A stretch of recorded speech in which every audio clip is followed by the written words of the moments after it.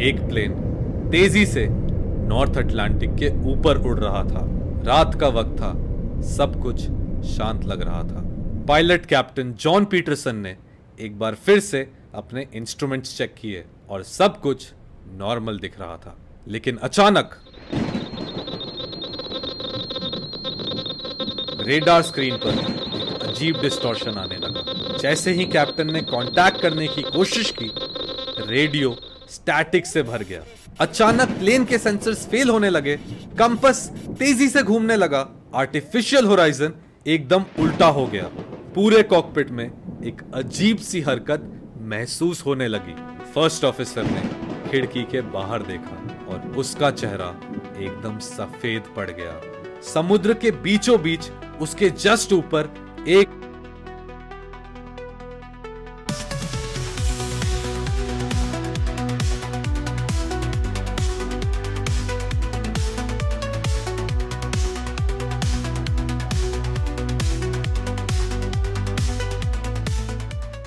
आपने कभी सोचा है कि दुनिया में एक ऐसी जगह भी है जहां जाने वाले लोग कभी वापस नहीं आते?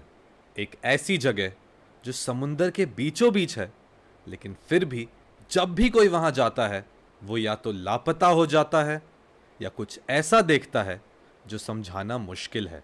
इस दुनिया में कई ऐसे रहस्य हैं जो हजारों सालों से इंसानों के समझ के बाहर हैं। तो कभी समुंदर में ऐसी घटनाएं हो जाती हैं जो शायद साइंस भी नहीं समझ पाती।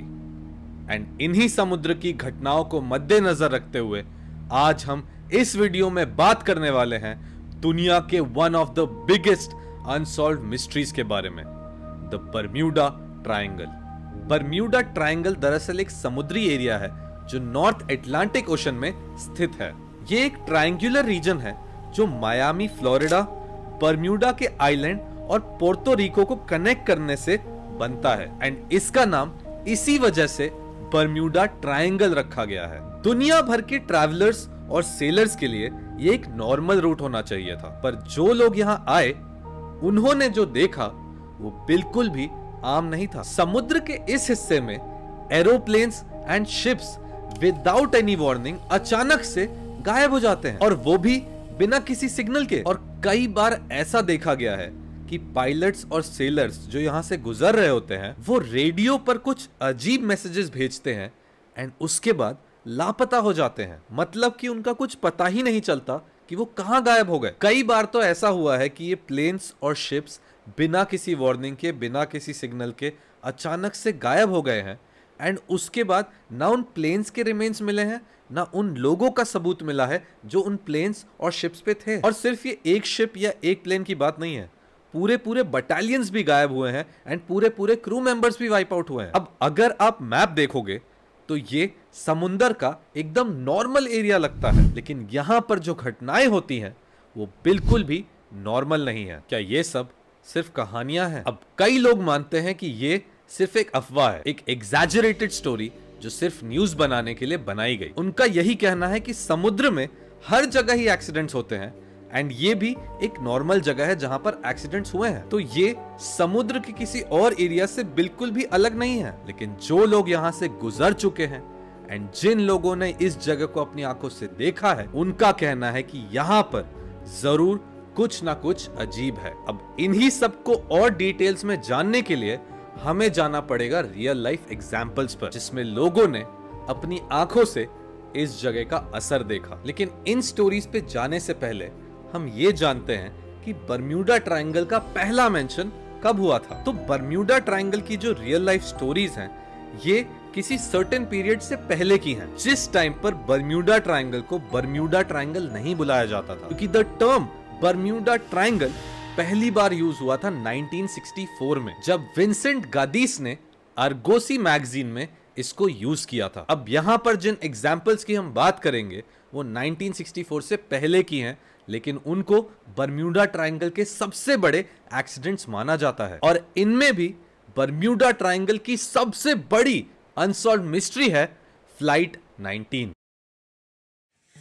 5 दिसंबर 1945 फ्लाइट 19 एक रूटीन ट्रेनिंग मिशन के लिए फ्लोरिडा के लॉडरडेल फोर्ट से टेक ऑफ करता है। अब फ्लाइट 19 सिर्फ एक एयरक्राफ्ट नहीं था। फ्लाइट 19 एक स्क्वाड्रन था 5 TBM Avenger torpedo bomber planes का, जिसमें 14 एक्सपीरियंस पायलट्स और क्रू मेंबर्स थे। एंड ये लोग निकले थे एक सिंपल नेविगेशन एक्सरसाइज के लिए। अब पूरा आसमान खाली था एंड सब कुछ नॉर्मल लग रहा था। अब थोड़ी देर तक सब कुछ ठीक रहा, लेकिन रेडियो ट्रांसमिशंस में एक अजीब सी डिस्टर्बेंस आने लगी। अब ये सुनकर flight leader lieutenant Charles Taylor ground control को रिपोर्ट करते हैं। कंपास सही काम नहीं कर रहा, सब कुछ अजीब लग रहा है। ये सुनते ही ग्राउंड कंट्रोल इन पायलट्स को इंस्ट्रक्शंस देने लगता है, लेकिन तब तक उनका नेविगेशन सिस्टम और डिस्टर्ब हो चुका था। पायलट्स कॉन्स्टेंटली कह रहे थे कि उनको लैंड और समुंदर के बीच में डिफरेंस समझ ही नहीं आ रहा है। एंड ऐसा लग रहा था कि उनको सब कुछ सेम दिखाई दे रहा था। कहीं पे भी कोई भी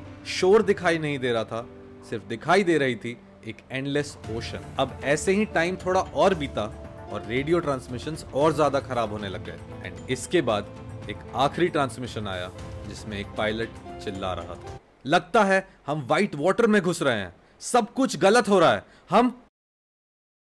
उसके बाद सिर्फ साइलेंस।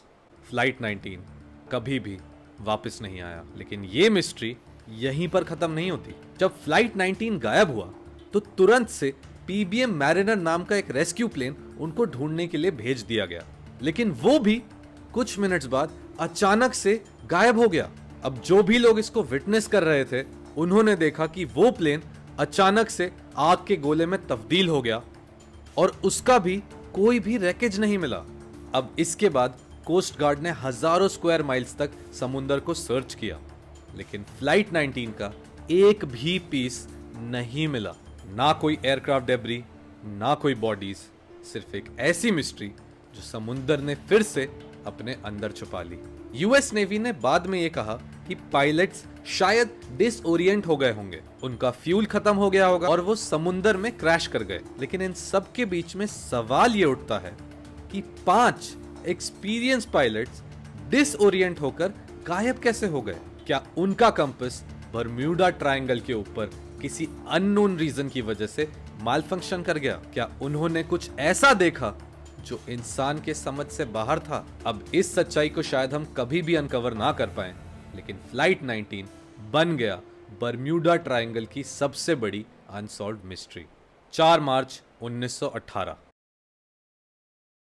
USS साइक्लोप्स एक 540 फुट लंबी बहुत ही बड़ी कॉलियर शिप थी, जो वर्ल्ड वॉर 1 के दौरान यूएस नेवी का एक बहुत ही इंपॉर्टेंट वेसल था। अब ये पहले भी काफी मिशंस पर जा चुका था, लेकिन इस बार जो हुआ उसने शिप का नाम बरम्यूडा ट्रायंगल की सबसे बड़ी अनसॉल्व्ड मिस्ट्रीज में शामिल कर दिया। जब ये शिप टाइम पर बाल्टिमोर, जहां इसे पहुंचना था, वहां नहीं पहुंचा तो यूएस नेवी ने तुरंत से एक सर्च शुरू कर दिया। हजारों square miles of ocean search किए गए, लेकिन इसका नामो निशान ही नहीं था। ना कोई लाइफ बोट, ना कोई सर्वाइवर। ऐसा लग रहा था जैसे समुंदर की गहराइयों ने इस शिप को निगल लिया हो। अब इस मिस्ट्री को लेकर बहुत सारी थ्योरी सामने आई। अब क्योंकि ये वर्ल्ड वॉर 1 के टाइम था, तो लोगों का मानना था कि इसको जर्मन शिप्स ने डिस्ट्रॉय किया है, लेकिन किसी भी तरीके की डेब्री का ना मिलना इस थ्योरी को गलत प्रूव कर देता है। अब कुछ हिस्टोरियंस कहते हैं कि यह शिप ओवरलोडेड था और उसके स्ट्रक्चर में पहले से ही इश्यूज थे, लेकिन अगर उस पे इतना ज्यादा लोड था तो शिप स्लोली डूबता एंड उस टाइम पर क्रू के पास टाइम होता डिस्ट्रेस सिग्नल भेजने का, लेकिन उस शिप से किसी भी टाइप का मैसेज नहीं आया, तो ये थ्योरी भी फेल हो जाती है। अब क्या ये शिप किसी मैग्नेटिक फील्ड का शिकार हो गया, या ये किसी वाटर वोर्टेक्स में फंस गया, या ये भी हो सकता है कि किसी सुपरनैचुरल चीज ने इसे खत्म कर दिया हो। लेकिन ये मिस्ट्री भी यहां खत्म नहीं होती, क्योंकि यूएसएस साइक्लोप्स की 2 और सिस्टर शिप्स थी, प्रोटियस और नेरियस। अब ये दोनों शिप्स भी यूएस नेवी के लिए बहुत इंपॉर्टेंट थी, लेकिन यूएसएस साइक्लोप्स के गायब होने के कुछ साल बाद ही ये दोनों शिप्स भी बरम्यूडा ट्रायंगल में गायब हो गई। एक ही जगह पर 3 डिसअपीयरेंसेस। क्या ये कोइंसिडेंस है? आज तक यूएसएस साइक्लोप्स का कोई भी रैकेज या कोई भी क्रू मेंबर्स नहीं मिले हैं, एंड इसी वजह से यह बन जाती है बरम्यूडा ट्रायंगल की सबसे बड़ी अनसॉल्व्ड मिस्ट्रीज का एक पार्ट।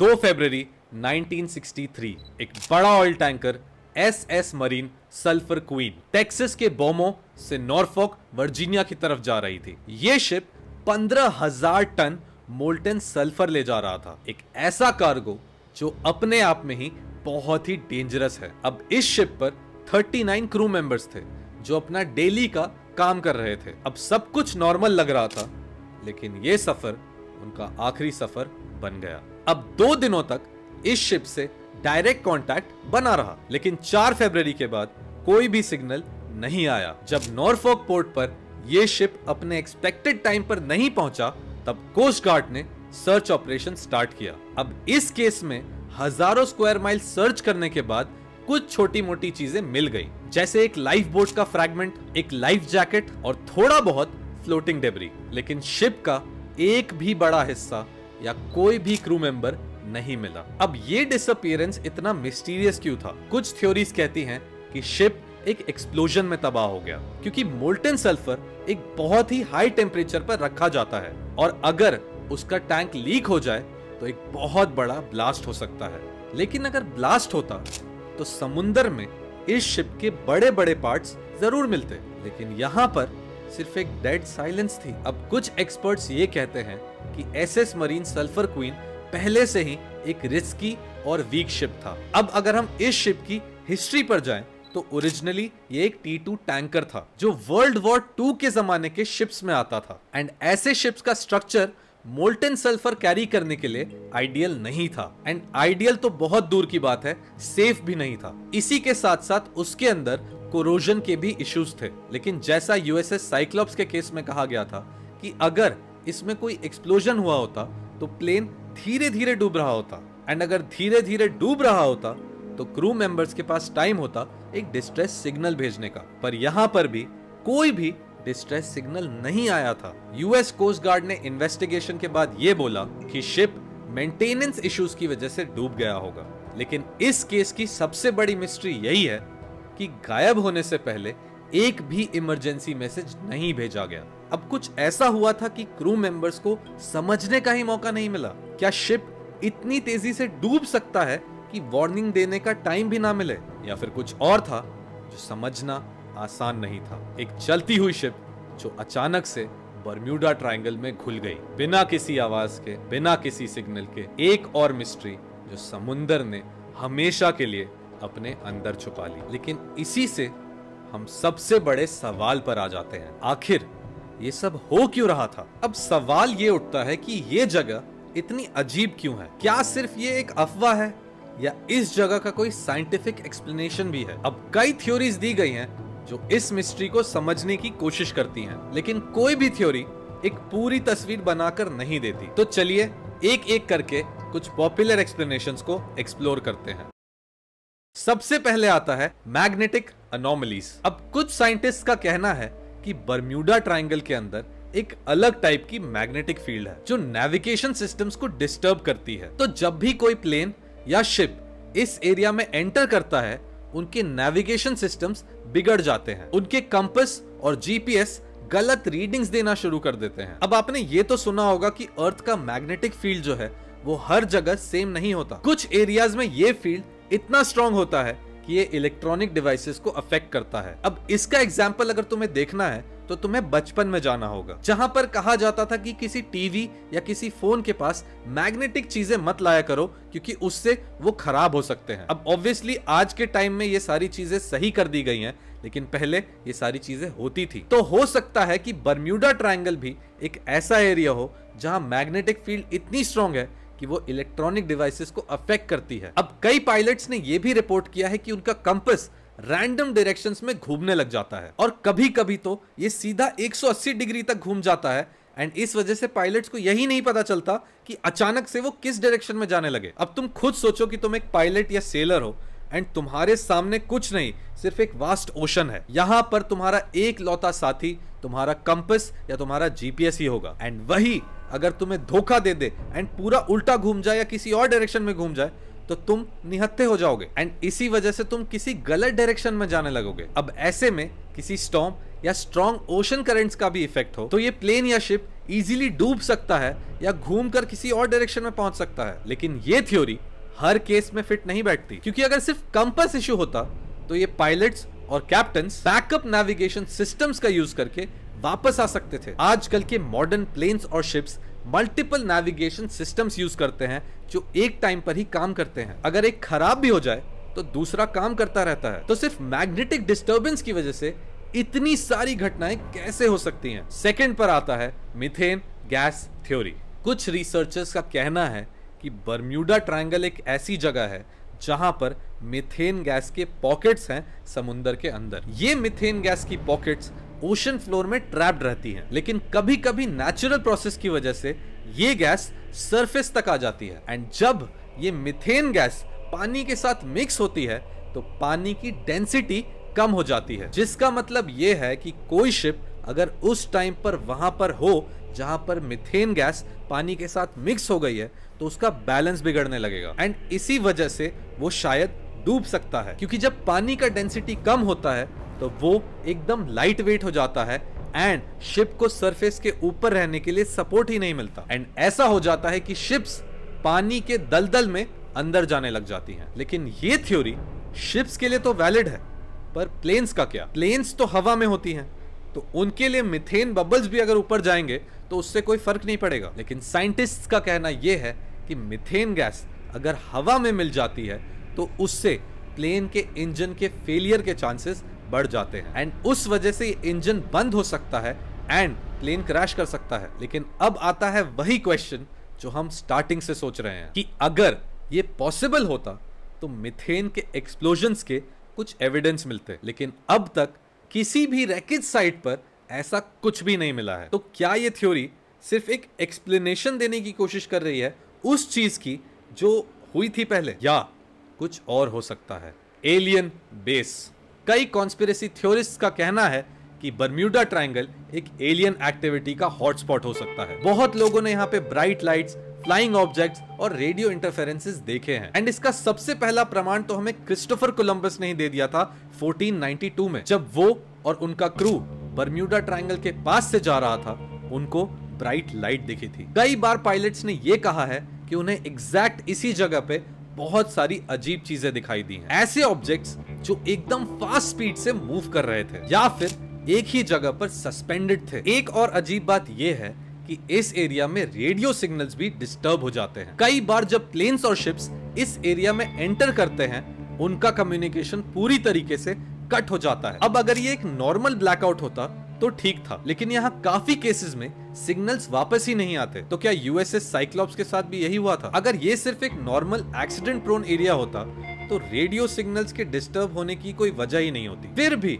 इतने सालों से कोई भी यहाँ पर कुछ अजीब देखता है तो उसके क्लेम को इग्नोर कर दिया जाता है। क्या हो सकता है कि बर्म्यूडा ट्रायंगल एक अलग डायमेंशन का गेटवे हो, एक ऐसा जोन जो स्पेस और टाइम को बेंड करता हो? क्या एलियंस इस जगह से ह्यूमन टेक्नोलॉजी और ह्यूमंस को कैप्चर कर रहे हैं? अब ये एक थ्योरी है जिसपे काफी ज्यादा स्पेकुलेशन है, लेकिन इसका कोई प्रूफ मिलना शायद पॉसिबल नहीं है। लेकिन जैसे जैसे इंसिडेंट्स बढ़ते रहते हैं उतनी ही ये थ्योरी लोगों को और भी ज्यादा सोचने पर मजबूर करती है। लेकिन आखिर सच है क्या? सच ये है कि बर्म्यूडा ट्रायंगल की मिस्ट्री आज तक कभी भी सॉल्व नहीं हुई है। कई लोग मानते हैं कि यहाँ सिर्फ नेचुरल डिजास्टर्स और ह्यूमन एरर्स की वजह से प्लेन्स और शिप्स डूबते हैं। समुद्र में स्टॉर्म्स आना नॉर्मल है और हर समुद्री एरिया में एक्सीडेंट्स होना भी नॉर्मल है। लेकिन दूसरी ही तरफ ऐसे लोग भी हैं जो ये मानते हैं कि ये जगह नॉर्मल तो बिल्कुल भी नहीं है। Magnetic interference, methane gas, alien base, कुछ भी पॉसिबल हो सकता है। एक और पॉसिबिलिटी है जो लोग मानते हैं कि शायद यहाँ हो सकती है, टाइम डिस्टॉर्शन। कुछ रिपोर्ट्स में बताया गया है कि यहाँ पर प्लेन्स और शिप्स का टाइम एक्सपीरियंस अलग होता है। कुछ पायलट्स ने यह बताया कि जब वो वापस लौटे तो उनका वक्त नॉर्मल दुनिया के वक्त से थोड़ा अलग था। पर जो भी हो, एक बात तो तय है कि बर्म्यूडा ट्रायंगल इस दुनिया की one of the biggest unsolved mystery है। लेकिन अगर इस मिस्ट्री का एक दिन जवाब मिल गया तो हो सकता है दुनिया का नजरिया समुंदर, स्पेस और टाइम के लिए बदल जाए। आपका क्या मानना है? क्या ये एक नेचुरल फिनोमिनन है या फिर यहां पर कुछ सुपर नेचुरल हो रहा है? कमेंट सेक्शन में ये जरूर बताना। तो अगर आपको ये वीडियो अच्छी लगी हो तो इसे लाइक जरूर कर देना एंड अगर आपको ऐसी ही और वीडियोस पसंद हैं तो मेरे चैनल को सब्सक्राइब भी कर लेना। मिलते हैं लॉस्ट एट सी के अगले एपिसोड में। कई साल बाद भी उस प्लेन का एक भी हिस्सा नहीं मिला। ना कोई रैकेज, ना कोई सर्वाइवर, ना कोई एक्सप्लेनेशन।